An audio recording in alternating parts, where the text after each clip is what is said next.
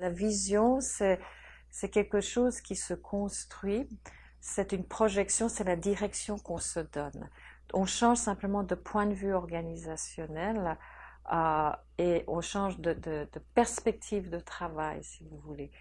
Et le motif, la raison pour laquelle on dit ok, l'unité de mesure ou l'unité observée n'est plus mon cours individuel et puis avec ses contraintes, mais l'unité d'observation, l'unité considérée, c'est le programme.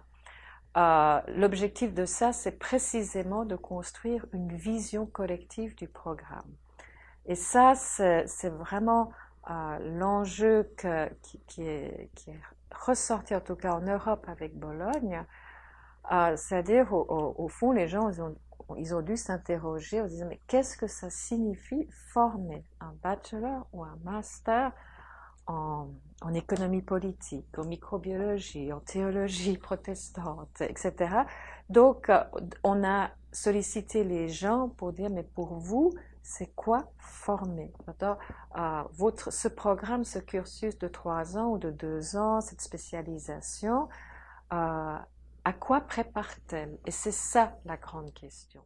À partir du moment où on s'engage à avoir une vision programme de tel cursus, bien sûr, il faudra ensuite un roadmap pour dire voilà, quelles sont les étapes, comment on fait, qui fait quoi, il faut répartir le travail. Et donc ça, c'est l'intendant, ça c'est la logistique ou la technopédagogie qui sont les modules, les évaluations. Donc, et ça, c'est un travail impressionnant à faire. Mon expérience, c'est qu'avant de se lancer là-dedans, on doit réserver un temps de construction de la vision commune. Un temps de construction pendant lequel les équipes pédagogiques vont s'approprier cette vision et se sentir appartenir à un projet.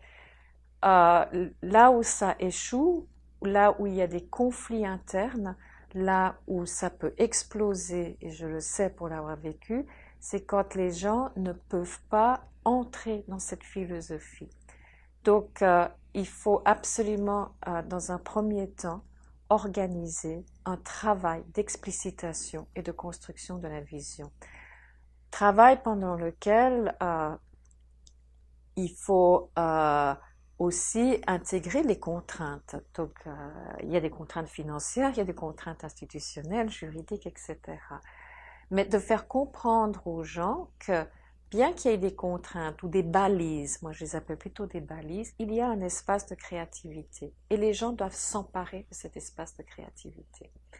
Donc ma recommandation, c'est d'avoir un accompagnement, de désigner un petit groupe qui va commencer à esquisser une vision, qui le fait en allant interviewer les collègues, en essayant de collecter des croyances, en essayant nous on appelle ça faire parler le terrain.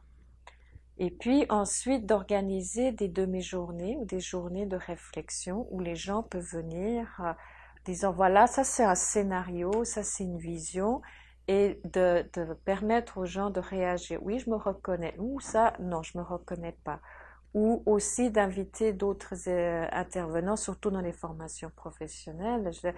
Est-ce que si nous, on part sur telle direction, voilà. Donc, ce travail de clarification des intentionnalités formatives est un préalable. Et si on ne fait pas ça, vous avez beau avoir la meilleure technologie pédagogique, avoir des gens aussi réputés que Jacques Tardif, etc., ou que moi qui viennent, votre projet, il part au mur.